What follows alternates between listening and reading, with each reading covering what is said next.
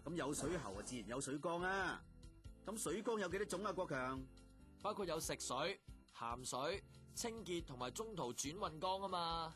嗱，咁水缸嘅容量咧，就一定要照足水務署同埋建築條例批准圖則嚟定，而且喺開工之前，水喉管工就應該先同各行業配合，check清楚水缸實際內籠嘅容量係咪足夠至得嘅。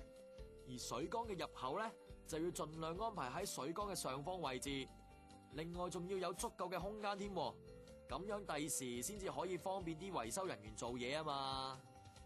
點止啊？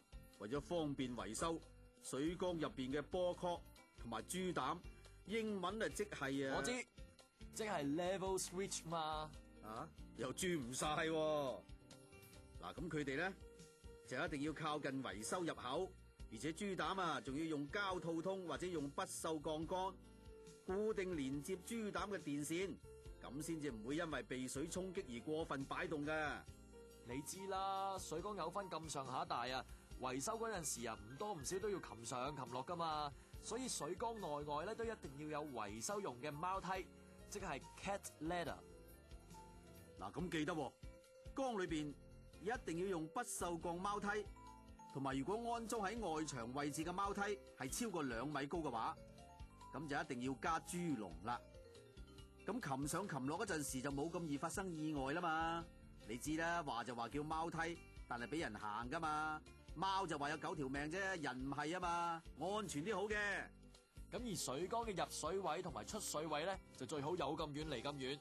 如果唔係，就好易有氣入水泵，咁就泵唔到水噶啦。另外滿瀉喉即係 overflow pipe size 咧，就一定要大過入水喉1級 size 至好啊。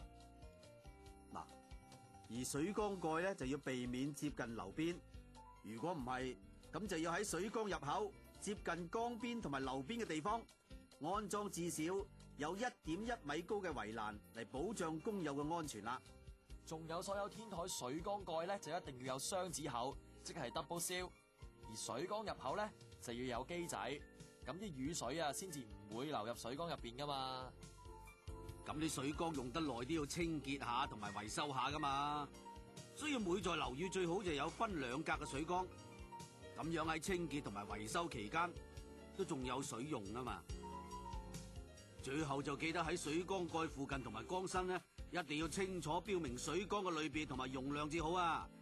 然之後咯，就要預備好呢個水缸出入水位置過缸筒啦，即係炮筒啊。知嘢喎嗱，咁炮筒嘅直徑咧同埋長短就一定要符合批准圖則，位置就要依足水務署嘅條例咁至得嘅。而且喺安裝過缸筒之前，一定要先試水，以防有沙眼噶。如果 check 到個桶漏水嘅話，就唔可以用噶啦。過缸筒咧，一般就最少要突出水缸牆身嘅泥水面100 mm， 而且過缸筒除咗要用水缸嘅鋼筋承托同埋安裝穩固之外咧，仲要喺桶邊預留足夠嘅 trimming bar 噶。咁喺封板之後，就要再次 check 清楚裝好咗嘅桶，確保唔會走位啦。跟住再由管工同埋機電工程師檢查過所有嘅過缸筒都冇問題，先至可以落石屎噶。知道，總之就程序符合晒，乜都有紋有路，咁就包冇問題啦。咁就啱啦。不過都仲有啲嘢要提醒下大家嘅。嗱，鄧水炮筒即係清缸喉，就要盡量貼近水缸底，而且仲一定要有足夠嘅科水嚟清走水缸水先得嘅。總之一定要係唔會積存任何死水先收得貨嘅。而波殼就要配合水缸嘅大小，千祈唔可以頂住水缸頂噶。咁至於珠膽位置就唔可以俾缸裏邊嘅貓梯阻礙，而水泵入水嘅沙格就要喺樓宇交收嗰陣時再清理一次，咁樣先至唔會影響水泵嘅功能噶。仲有記得沙格一定要用不鏽鋼螺絲嚟安裝至得嘅。咁如果水泵發生故障，令水位超出預定嘅高位或者低位，咁喺珠膽裏面接駁到大堂看更同埋管理處嘅自動警報系統咧，就一定要能夠即時運作，發出信號，就好似鋪頭門口嗰啲自動感應系統咁，有嘢未俾錢就過啊，就嘟嘟嘟嘟嘟嘟嘟嘟嘟咁樣響法一樣啦。咁樣等管理員就可以即刻處理到故障嘅問題啦嘛。另外，承建商就要記得同各行業配合好控制箱嘅安裝位置至好添啊。總之工序唔會亂糟糟，水缸質素自然高啦。